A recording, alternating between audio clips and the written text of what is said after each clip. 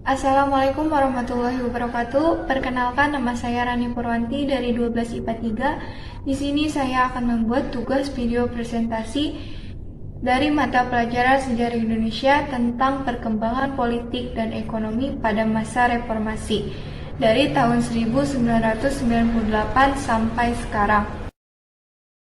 Langsung saja ke yang pertama, ada pada masa pemerintahan B.J. Habibie dari tahun 1998 sampai 1999, di mana pada saat itu B.J. Habibie mengeluarkan kebijakan-kebijakan politik dan ekonomi. Yang pertama ada kebijakan politik. Poin pertama, membebaskan tahanan politik. Tujuan dari pembebasan ini untuk meningkatkan legitimasi Habibie di dalam maupun di luar negeri. Presiden Habibie juga memberikan kebebasan untuk seluruh masyarakat dalam membuat partai politik serta rencana pelaksanaannya. Yang kedua, kebebasan pers. Artinya, pemerintah memberikan kebebasan fungsi pers dalam pemberitaan sehingga banyak sekali media massa baru atau berita. Ketiga, yaitu menyelesaikan masalah Timur Timur. Tujuan dari kebijakan ini yaitu untuk mengambil sikap yang proaktif dengan memberikan dua penawaran, yaitu pemberian status khusus atau dengan otonomi daerah atau memisahkan diri dari Republik Indonesia. Yang keempat, pemilu dan pembentukan partai politik.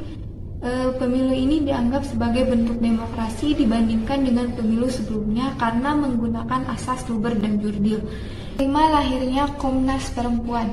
Tujuan dari kebijakan ini yaitu untuk melindungi para perempuan dari kejahatan seksual, karena pada peristiwa Mei 1998 banyak kasus kekerasan seksual yang menimpa perempuan terutama dari etnis Tionghoa yang memicu tuntutan dari masyarakat agar masalah ini tidak terulang kembali. Untuk memenuhi tuntutan ini, Presiden Habibie mengeluarkan keputusan Presiden nomor 181 tahun 1998 yang akhirnya melahirkan Komisi Nasional Perempuan di Indonesia. Kemudian yang terakhir, otonomi daerah. Wilayah Indonesia yang sangat luas dan memiliki karakteristik dan budaya yang sangat beragam menjadikan otonomi daerah merupakan hal yang diperlukan untuk diterapkan di Indonesia. Sehingga pada akhirnya pada masa pemerintahan Habibie dibentuklah Undang-Undang Nomor 22 Tahun 1999 tentang pemerintahan daerah. Hasil dari lahirnya undang-undang itu adalah meredanya gejolak disintegrasi yang sebelumnya sempat pecah di Indonesia.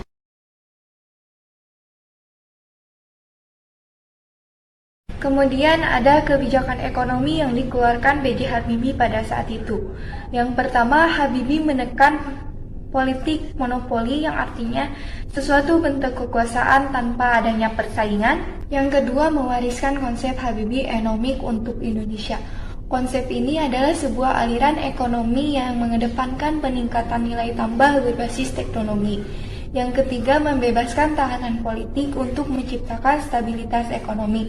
Langkah ini dinilai responsif oleh para pelaku ekonomi karena Presiden Habibie dianggap menghadirkan kepastian hukum bagi setiap warga negara.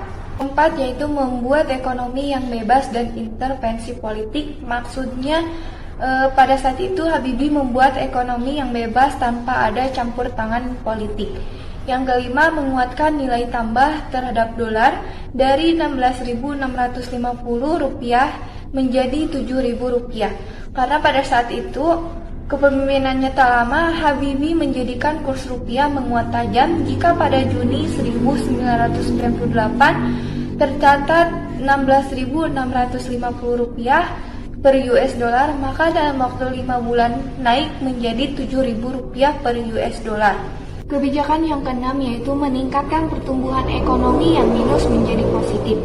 Pada saat itu, Habibie menciptakan pertumbuhan ekonomi yang tumbuh minus 13,13% pada tahun 1998 bisa berbalik positif tumbuh menjadi 0,79% pada tahun 1999. Kemudian kebijakan yang terakhir yaitu independensi Bank Indonesia. Tujuan dari kebijakan ini adalah agar fokus menjaga kondisi moneter domestik, khususnya menjaga kondisi perekonomian pasca krisis Asia. Yang kedua ada pada masa pemerintahan Abdurrahman Wahid atau Gus Dur, ada beberapa kebijakan politik yang dikeluarkannya pada saat itu. Yang pertama, Departemen Penerangan dibubarkan. Kenapa dibubarkan? Karena pada saat itu dianggap mengganggu kebebasan pers. Yang kedua, Departemen Sosial juga dibubarkan. Kenapa? Karena dianggap sebagai sarang korupsi. Yang ketiga, menyetujui pergantian nama Irian Jaya menjadi Papua pada akhir Desember 1999. Yang keempat, masyarakat etnis Tionghoa diperbolehkan beribadah dan tahun baru Imlek. Kelima, yaitu pencabutan peraturan mengenai larangan terhadap PKI dan penyebaran Marxisme dan Leninisme. Marxisme itu sendiri adalah sebuah paham yang berdasar pada pandangan-pandangan yang berkaitan dengan sistem ekonomi, sistem sosial, dan sistem politik. Sedangkan Leninisme itu sendiri adalah bagian dari teori politik organisasi demokratis, suatu partai politik revolusioner, dan pencapaian demokrasi langsung kediktatoran proletariat sebagai awal dari sosialisme. Kemudian yang terakhir, membekukan DPR dan MPR. Kemudian ada beberapa kebijakan ekonomi yang dikeluarkan pada masa pemerintahan Abdurrahman Wahid, yaitu pertama, melawan tekanan IMF. IMF itu sendiri adalah Dana Moneter Internasional. Pada saat itu Gus Dur menilai tindakan IMF terlalu kaku dalam memperbaiki krisis ekonomi di Indonesia. Karena itu menurut Gus Dur sudah selayaknya IMF diperbaiki, bukan dibubarkan. Kebijakan ekonomi yang kedua yaitu perekonomian tumbuh positif sejak pertama kali pada masa reformasi.